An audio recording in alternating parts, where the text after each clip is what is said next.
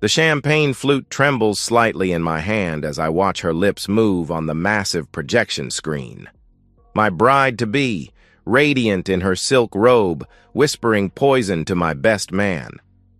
He's so goddamn loyal it's disgusting. Honestly, I'll sign whatever prenup he throws at me. I'll drain his precious trust fund by July and be living in Santorini with my real man while Danny Boy sobs into his yacht pillow. I hear the collective gasps ripple through the grand ballroom of the Langston estate. The crystal chandeliers seem to dim as all eyes shift between the screen, Elise's horrified face, and me, Daniel Trent, the groom in the charcoal tuxedo who hasn't moved a muscle since the slideshow glitched 5 seconds ago. I feel strangely calm as I watch her slap my framed photo on the nightstand, hear their laughter mingling like poison in a chalice we were meant to share today. The footage is grainy but unmistakable. I allow myself a moment to appreciate the symmetry. How 5 minutes ago, everyone watched us kissing under string lights in Venice, and now they're watching the destruction of that very illusion. I've prepared for this moment for weeks, but nothing quite compares to the visceral satisfaction of watching truth cleave through lies. 6 years ago, I met Elise Granger at a charity gala my family's foundation hosted for marine conservation. I was 32, just made partner at my father's investment firm, and determined to prove I was more than just a trust fund kid with a fancy MBA. She was 28, a rising social media personality with an environmental activism angle that seemed refreshingly authentic.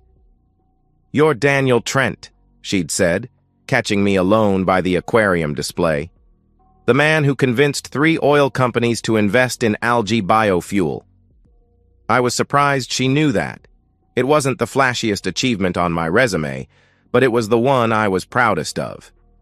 "And you're Elise Granger, the woman who got 50,000 people to clean beaches in a single weekend."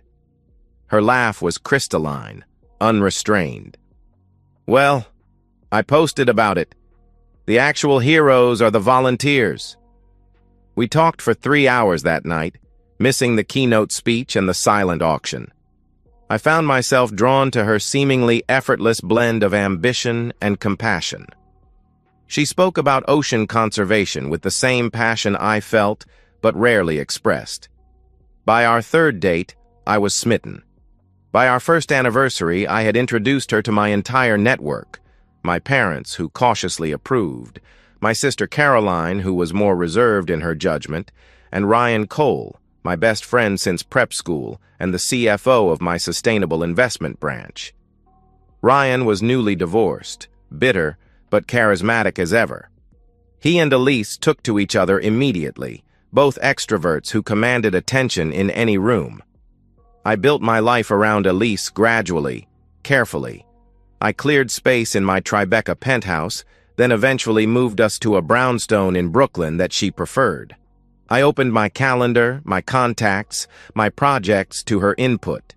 When she mentioned wanting to expand her influence, I connected her with brands aligned with our values.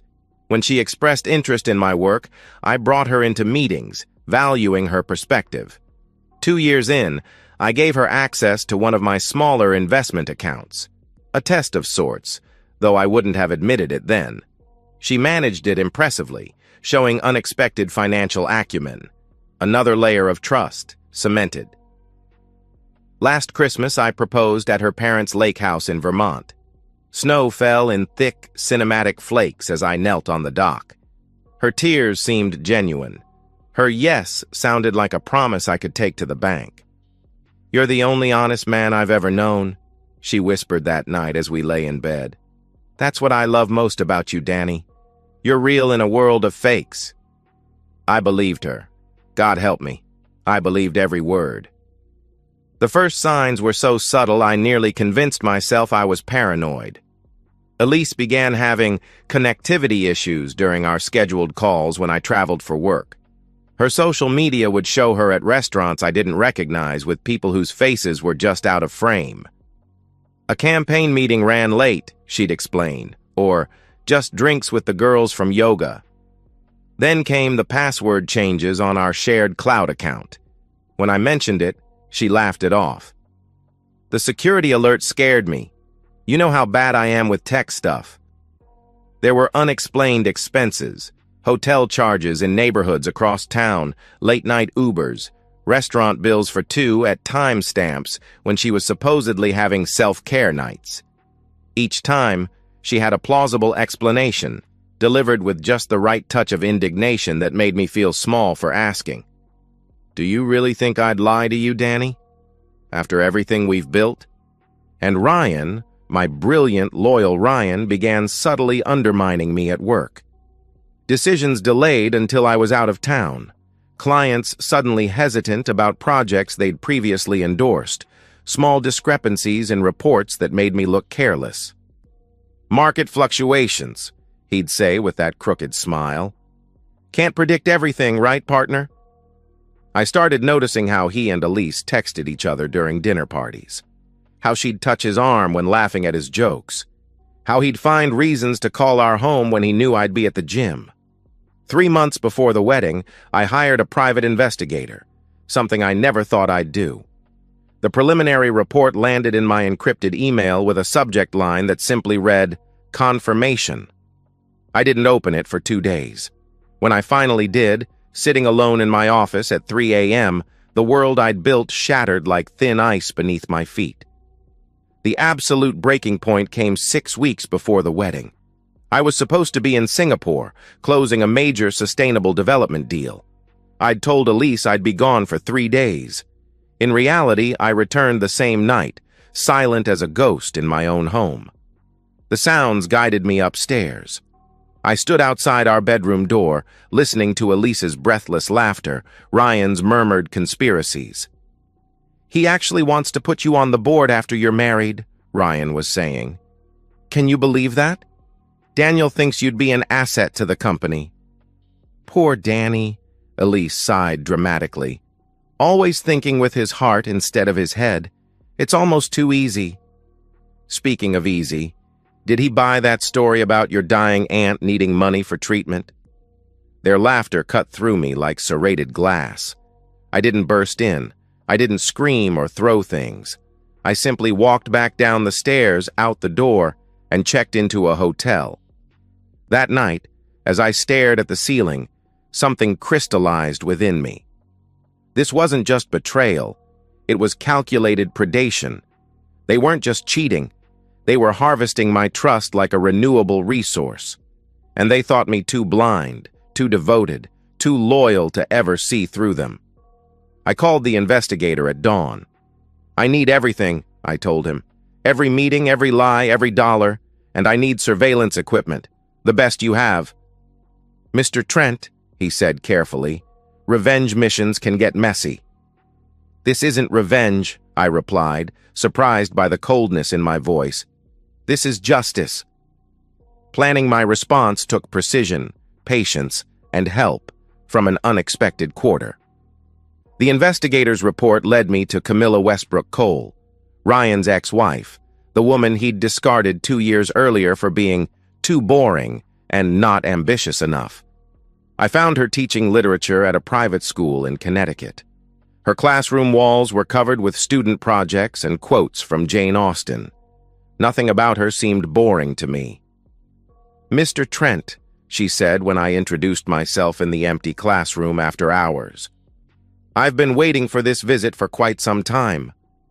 Camilla, it turned out, had suspected Ryan's affair with Elise even before their divorce was finalized. She'd been gathering evidence, not for alimony, she'd refused any settlement, but for her own peace of mind. He gaslighted me for months, she explained over coffee. Made me believe I was paranoid, jealous, unstable. I needed to prove to myself that I wasn't crazy. She handed me a thumb drive. This isn't about revenge for me anymore. I've moved on, but you deserve to know exactly who you're dealing with. The drive contained emails, text messages, and financial records showing that Ryan had been embezzling from my company for nearly 2 years. More damning were recordings of conversations between him and Elise, planning how to maximize their take from what they called the Daniel Trent gravy train. I have more, Camilla said quietly. "But before I share it, I need to know what you intend to do with it." I told her my emerging plan. Not a violent confrontation, not a messy scene, but something more definitive. "They think I'm predictable," I explained. "Loyal to a fault, incapable of deception. I want to use that assumption against them." Camilla smiled for the first time since we'd met. "Then I believe I can help you, Mr. Trent." We spent the next month building the perfect trap, with Camilla's steady logic complementing my financial expertise. I continued the wedding preparations as if nothing had changed, playing the oblivious groom-to-be with Oscar-worthy consistency. I met with my attorney to create 2 prenuptial agreements, the real one, ironclad and punitive, and the fake one, which appeared standard but contained subtle legal flaws that would render it worthless in court. I gave Elise the fake one, watching as she signed without proper legal consultation, too eager to secure her position. I privately contacted the Securities and Exchange Commission regarding the discrepancies in my company's books, providing evidence of Ryan's embezzlement while ensuring my own cooperation would minimize any blowback on the firm. I replaced our wedding planner with someone who worked exclusively for me, revising certain elements of the ceremony without Elise's knowledge. I arranged for specific guests, investigative journalists, social media influencers who competed with Elise, potential business partners who'd been hesitant about Ryan, to receive special seating near the main screen. And most crucially, I installed high-definition cameras in our bedroom, our living room, my home office, and Ryan's apartment, gathering weeks of damning footage that I edited into a concise, devastating 7-minute video. All while smiling at Elise over dinner, kissing her goodnight, and telling her how excited I was for our future together. The wedding day dawned perfect. Clear skies, comfortable temperature, flawless execution of all arrangements. The Langston estate gleamed with fresh flowers and elegant drapery. Guests arrived in their finery, cooing over the hand-calligraphed place cards and artisanal cocktails. I greeted everyone with practiced charm, accepting congratulations and well wishes with humble grace. My parents, sensing something amiss but trusting my judgment, played their roles impeccably. Ryan performed his best man duties with nauseating enthusiasm, clapping me on the back and making jokes about my last day of freedom. I smiled and laughed, allowing him his moment in the spotlight. And Elise, she was breathtaking in her designer gown, moving through the pre-ceremony reception like a queen among admirers. Twice, she and Ryan exchanged glances they thought I didn't see. Once, her hand brushed his as she passed, a stolen intimacy that would have broken my heart 6 weeks earlier. Now, it merely confirmed what needed to be done. As guests were seated for the ceremony, the wedding planner, my wedding planner, announced a special video presentation from the groom to his bride. The lights dimmed. The massive screen lit up. For the first 3 minutes, it played exactly as expected. Childhood photos, our meet-cute romantic trips, sweet moments captured for posterity. Elise beamed at the screen, occasionally squeezing my hand or wiping away a theatrical tear. Then, at precisely the moment when the video should have concluded with our engagement photos, the screen flickered. The music cut abruptly. And there they were.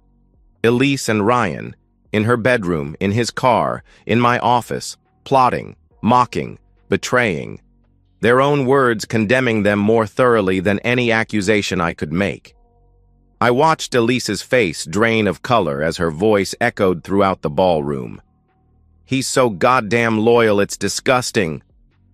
I saw Ryan freeze in his chair beside the altar, his confident facade crumbling as the footage showed him transferring company funds to offshore accounts. I noted her father's wine glass slipping from his fingers, her mother's hand flying to cover her mouth, the rapid shift from shock to scandal to voyeuristic fascination among our 300 guests. And I felt nothing. No pain, no rage, no sorrow. Just the clean, precise satisfaction of a surgeon removing a malignancy. When the video ended, with Elise describing in explicit detail how she planned to divorce me after milking the Trent name for all it's worth. I walked slowly to the microphone placed near the altar. The room was deathly silent. Phones were raised, recording. This was no longer a wedding. It was an execution. "Thank you all for coming to what was supposed to be my wedding," I began, my voice steady and clear. "But I've realized today isn't a beginning, it's a liberation." I gestured to the screen behind me. That footage was filmed by the woman Ryan once discarded, his ex-wife Camilla. She warned me, and together we exposed everything. Gasps rippled through the crowd. Elise took a step toward me, her features contorted in desperate calculation. "Elise never signed a real prenup," I continued. "The one she signed? Completely unenforceable, drafted by my lawyer as bait." I turned toward Ryan, who was now being approached by two men in dark suits who had been posing as ushers. "And Ryan, he's been embezzling from my company for 2 years. Camilla gave us the ledger. The SEC's been watching. Gentlemen?" The agents flashed their badges. Ryan's face collapsed as he was handcuffed and read his rights in front of everyone who mattered in our social and professional circles. "Wait, no, this is a setup," he stammered, looking wildly around for allies and finding none. As he was escorted out, Elise grabbed my arm, her nails digging through my tuxedo sleeve. Her eyes were wild, mascara already beginning to smudge. "Danny, please. I didn't mean any of it. It was just talk. I love you. I stepped back, removing her hand from my arm as if disposing of something unclean. "You love my money. You loved my trust. And you killed both." The crowd parted then, and Camilla walked forward in an emerald dress I'd helped her select. Elegant, understated, and devastating in its simplicity. She moved with quiet dignity, nothing like Elise's calculated sensuality. I took her hand and, making my final point with crystal clarity, kissed her gently on the lips. "This," I said, turning to address the stunned room, "is what loyalty looks like." The priest quietly closed his Bible and walked away from the altar. Elise's mother finally overcame her shock and pulled her sobbing daughter aside, but not before I heard her hiss, "How could you be so stupid?" My father approached, adjusting his tie, a nervous habit from my childhood. "Son," he said quietly, "that was either the bravest or most foolish thing I've ever witnessed." I smiled, feeling lighter than I had in months. Why not both? The wedding planner, worth every penny of her considerable fee, announced that while the ceremony was canceled, the reception would proceed as planned, courtesy of Mr. Trent's generosity. Free champagne and a scandal. Not a single guest left. As Camilla and I moved through the crowd, accepting condolences that felt more like congratulations, I caught sight of Elise being ushered out a side door, her perfect makeup streaked, her designer gown crushed in her mother's desperate grip. Our eyes met for a final moment.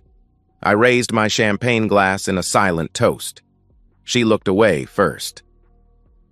The aftermath was everything I'd anticipated and more. The video, professionally edited to blur the most explicit content while highlighting the betrayal and financial crimes, spread online within hours. My legal team, prepared for this exact scenario, strategically released additional evidence to select journalists, ensuring the narrative remained focused on Elise and Ryan's duplicity rather than my surveillance methods. Elise's carefully cultivated image as an environmental activist and social media darling imploded spectacularly. The brands that had courted her, many through my connections, dropped her within days. Her follower count plummeted, then surged with trolls and scandal seekers. Her comment sections became cesspools of mockery and judgment. She tried damage control, a tearful Instagram video claiming manipulation and emotional abuse from Ryan, an article in a second-tier women's magazine positioning herself as a victim of circumstance. But the unedited recordings I continued to release through anonymous channels torpedoed each attempt at rehabilitation. Her parents, both society elites with reputations to protect, publicly disowned her. The statement from her father, a federal judge with political ambitions, was particularly cutting. "We raised our daughter to understand that character is destiny. She has revealed her character to the world and now must face her destiny alone." I later learned they had quietly removed her from their substantial estate, replacing her with their alma mater's scholarship fund. Ryan fared even worse. Facing multiple federal charges for securities fraud, wire fraud, and tax evasion, he frantically sought deals with prosecutors. With each plea bargain attempt, he implicated Elise more deeply, claiming she had been the architect of schemes to defraud me emotionally while he handled the financial extraction. These betrayals, piled atop their original treachery, drove Elise to a public meltdown at the preliminary hearing. Her screamed accusations and threats required court officers to restrain her, creating courthouse steps footage that ran on financial news networks for days. I pressed civil charges against both of them, emotional fraud against Elise, and business sabotage against Ryan. Not because I needed the money, but because the proceedings would keep their names linked to scandal for years, poisoning any attempt at rehabilitation. Meanwhile, Camilla emerged as an unexpected public darling. Her quiet dignity, contrasted with Elise's histrionics, captured the public imagination. When a morning show host asked about her relationship with me, she answered with perfect composure. "Daniel and I share an unfortunate experience, betrayal by people we trusted implicitly. That creates a bond, certainly. But more importantly, we both believe in consequences for calculated cruelty. The foundation we launched together, supporting therapeutic programs for survivors of relationship fraud and financial abuse, received substantial donations and media coverage. The irony wasn't lost on me. Elise had wanted to use my name to elevate her profile, and now another woman was doing exactly that, with my enthusiastic blessing. As for me, I rebuilt. I restructured my company, implementing tighter financial controls while promoting loyal employees who had questioned Ryan's decisions. I sold the Brooklyn brownstone and returned to Manhattan, this time to a West Village townhouse with a garden Camilla helped design. I received one email from Elise, 3 months after what the tabloids were still calling the Slideshow Massacre. The subject line read simply, "Please just talk to me." I never opened it. Some communications require no response. The last I heard of her, 6 months later, came via a former colleague who spotted her at a dive bar in Manhattan's Lower East Side. Apparently, she'd been screaming at the bartender, drunk and disheveled, about how she almost had everything. She did. She almost had my name, my resources, my trust, my life. Instead, she has infamy, isolation, and the knowledge that her own cleverness was ultimately her undoing. She thought she was conning a fool blinded by love. Instead, she taught a good man to see clearly and act decisively. Ryan will serve between 4 and 7 years in federal prison, depending on his continued cooperation. His legal fees have already forced the sale of his Hampton house and his collection of rare watches. His reputation in financial circles is beyond salvage. As for Camilla and me, we're taking things slowly, building a connection based on shared values rather than performance or pretense. I don't know if what we have is love yet, but it's honest. After what we've both endured, that honesty feels more precious than any more dramatic emotion. Sometimes, in quiet moments, I wonder if I went too far. If public humiliation and financial ruin were disproportionate consequences for infidelity and planned theft. If I could have simply walked away, divorced quietly, and preserved some dignity for all involved. Then I remember Elise's voice, cruel and calculating. "He's so goddamn loyal, it's disgusting." And I smile, knowing that my loyalty now belongs exclusively to those who've earned it, and to the man in the mirror who finally learned its true value. And so, we've reached the end of today's story. Was it what you expected, or did it take a twist you didn't see coming? I'm curious to hear your thoughts. Share them in the comments below, and let's get a conversation going. If this story kept you hooked, make sure to hit that like button. And if you're new here or just haven't subscribed yet, now's the perfect time to join our community. I bring you fresh, captivating stories every day, so click that subscribe button and turn on notifications so you never miss out. Thanks for watching, and I'll see you in the next one.